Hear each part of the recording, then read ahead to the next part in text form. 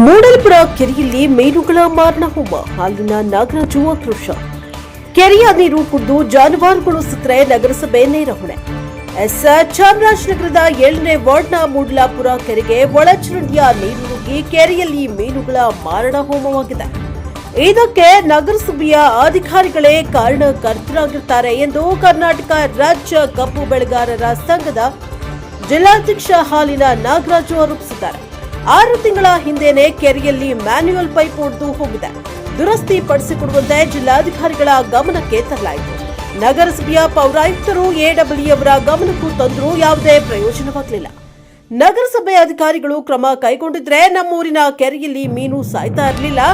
ಒಂದು ವೇಳೆ ಮೀನು ಸತ್ತಂತೆ ದನಕರುಗಳು ನೀರನ್ನ ಸೇವಿಸಿ ಸತ್ರೆ ನಗರಸಭಾ ಅಧಿಕಾರಿಗಳೇ ನೇರ ಹೊಣೆ ಆಗಬೇಕಾಗುತ್ತದೆ ಎಂದು ಹಾಲಿನ ನಾಗರಾಜು ಖಡಕ್ ಎಚ್ಚರಿಕೆಯನ್ನ ನೀಡಿದ್ದಾರೆ.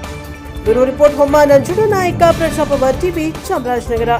Bureau report Homma Nanjundanayaka, NKS TV4, Chamarajanagar. ಇವತ್ತು ಮೂಡಲಪುರ ವಾರ್ಡ್ ನಂಬರ್ 7ರಲ್ಲಿ ಒಂದು ನಮ್ಮ ಗ್ರಾಮದ ಕೆರೆ ಇತ್ತು. ಆ ಕೆರೆಯಲ್ಲಿ ಕುಡಿಯೋ ನೀರಿನ ಕೆರೆ ಅಂತೂ ಅಲ್ಲ, ದನ ಕರುಗಳು ಕುಡಿಯೋಕ್ಕೆ ಜಾನುವಾರು ಇಲ್ಲ. ಕುಡಿಯೋ ನೀರಿನ ಕೆರೆ ಅಂತಂದರೆ ದನಗಳಿಗೆ ನೀರಿದ್ದಂಥ ಕೆರೆಯಲ್ಲಿ ಒಂದು ಹಲವಾರು ಜಮೀನುಗಳೆಲ್ಲ ಸೇರಿ ಒಂದು ಸ್ವಲ್ಪ ಮೀನನ್ನು ಬಿಟ್ಟಿದ್ವಿ. ಆ ಮೀನು ಇವತ್ತೆಲ್ಲ ಸಾವಿಗೀಡಾಗಿವೆ. ಸಾವಿಗೀಡಾಗಬೇಕಾದ್ರೆ ಕಾರಣ ಏನು ಅಂತ ಹೇಳಿದ್ರೆ ಇವತ್ತು ನಗರಸಭೆಯ ನಿರ್ಲಕ್ಷ್ಯಕ್ಕೆ ಕಾರಣ. ನಗರಸಭೆಯ ನಿರ್ಲಕ್ಷ್ಯ ಏನು ವಹಿಸಿದೆ ಅಂತಂದರೆ ಮೂಡಲಪುರದ ಮ್ಯಾನ್ಯುವಲ್ನಲ್ಲಿ ಒಳಚರಂಡಿ ಮಾಡಿದ್ರು. ಒಳಚರಂಡಿ ಮಾಡಿದ್ದಂಥ ಸಂದರ್ಭದಲ್ಲಿ ಒಳಚರಂಡಿ ಪೈಪು ಒಡೆದೋಗಿ ಆ ಒಳಚರಂಡಿಯ ನೀರೆಲ್ಲ ಹೊರಗಡೆ ಕೆರೆಗೆ ಬಂದಿರೋದ ಕಾರಣ ಮೀನೆಲ್ಲ ಸರ್ವನಾಶ ಆಗಿದೆ. ಇದಕ್ಕೆ ಸಂಬಂಧಪಟ್ಟಂಥ ಅಧಿಕಾರಿಗಳು ಯಾರೂ ಬಂದು ಏನೂ ಮಾಡಿಲ್ಲ. 6 ತಿಂಗಳ ಹಿಂದೆ ಮಾನ್ಯ ಜಿಲ್ಲಾಧಿಕಾರಿ ಅವರು ಸಮಕ್ಷಮದಲ್ಲಿ ಅವರೇ ಸಹ ಹೇಳಿದರು. ಶಿಲ್ಪಾನಾಗ್ ಮೇಡಮ್ ಅವರು ಇದ್ದಾಗಲೂ ನಾನು ಇದೇ ಥರ ವಿಡಿಯೋ ಮಾಡಿ ಕಳಿಸಿದ್ದೆ. ಯಾರೂ ಈ ಸಂದರ್ಭದಲ್ಲಿ ಅದನ್ನು ಕ್ರಮ ತಗೊಂಡಿಲ್ಲ.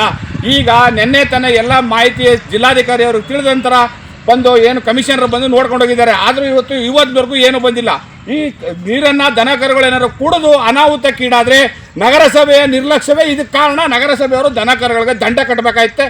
ಎಚ್ಚರಿಕೆ ನೀಡ್ತಾ ಇದ್ದೀನಿ. ಕರ್ನಾಟಕ ರಾಜ್ಯ ಕಬ್ಬು ಬೆಳೆಗಾರರ ಸಂಘದ ಜಿಲ್ಲಾಧ್ಯಕ್ಷನಾಗಿ ಕೆಲಸ ಮಾಡ್ತಾ ಇದ್ದೀನಿ.